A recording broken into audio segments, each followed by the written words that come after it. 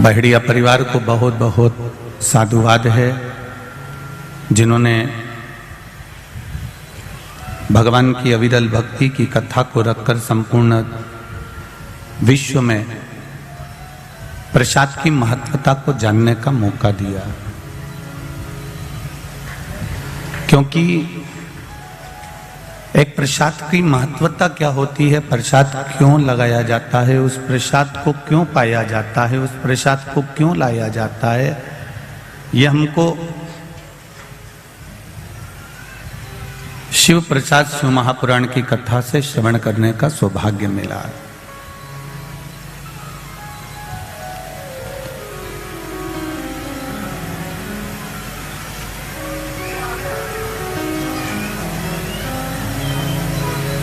परमात्मा को प्राप्त करने का साधन क्या हो सकता है?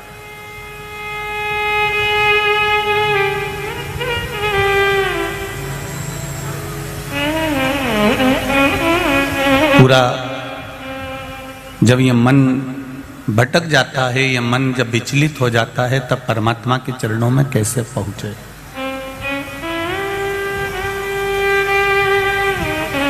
भगवान के चरणारविंद में इस चित्त को, इस मन को ले जाकर कैसे छोड़ा जाए? महाराज,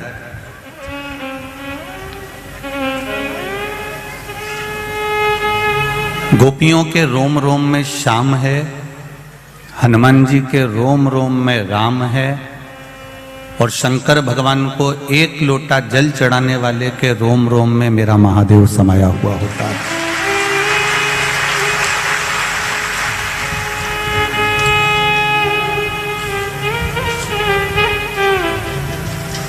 गोपियों को जैसे उनके रोम रोम में श्याम समाया है, तो गोपियों को श्याम का दर्शन हो जाता है। हनुमान जी के रोम रोम में राम समाया है, तो उनको राम का दर्शन हो जाता है। और जब एक लोटा जल हम देवाधिदेव महादेव को चढ़ाना प्रारंभ करते हैं, भगवान शिव के मंदिर तक, शिवालय तक, देवालय तक हम जाना चालू करते हैं, तो ये निश्चित है, जैसे गोपियों को भगवान श्याम का दर्शन हुआ, कृष्ण का दर्शन हुआ, हनुमान जी को राम जी का दर्शन हुआ, उसी तरह हमको भी एक ना एक दिन महादेव का दर्शन हो ही जाता है। ये विश्वास के बल पर परमात्मा।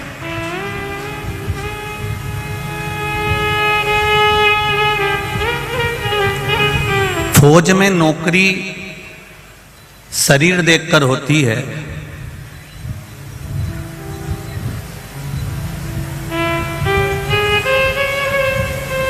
एजुकेशन देखकर होती है,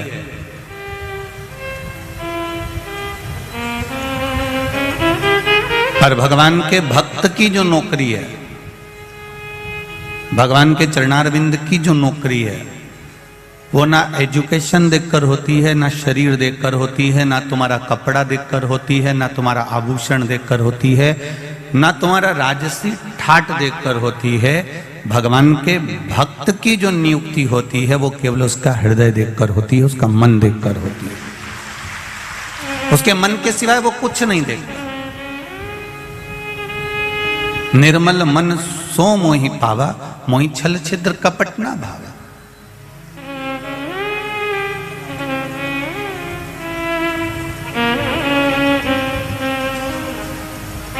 कल कथा में आपको कहा था कि किसी माता ने लिखा कि उसने पत्र में पीछे 6 लिख दिया था,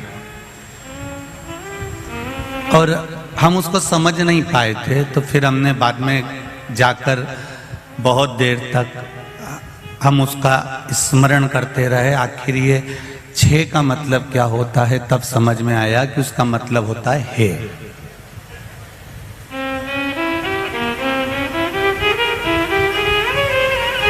अब एक बात निकालने में आई कि आखिर गुजरात वालों ने ये 6 कहां से निकाला।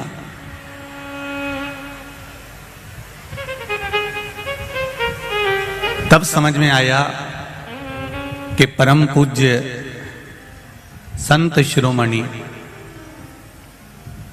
बैकुंठवासी भागवत के रसिक श्री रामचंद्र जी डोंगरे जी महाराज ने भागवत जी के महत्तम के 6 शब्द को यहां लेकर आए हैं। तब समझ में आए।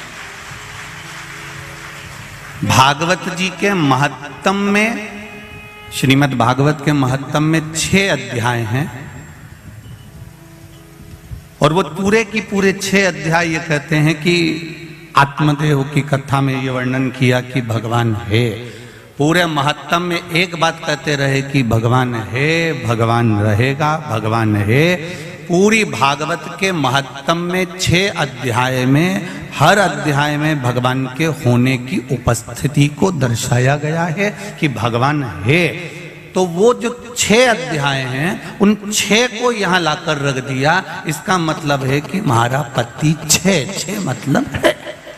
अब समझ में मेरे को अच्छे से आ गया। अब गुजरात वालों गड़बड़ी नहीं होगी हो। अब समझ में आ गया कि है 6 मतलब है।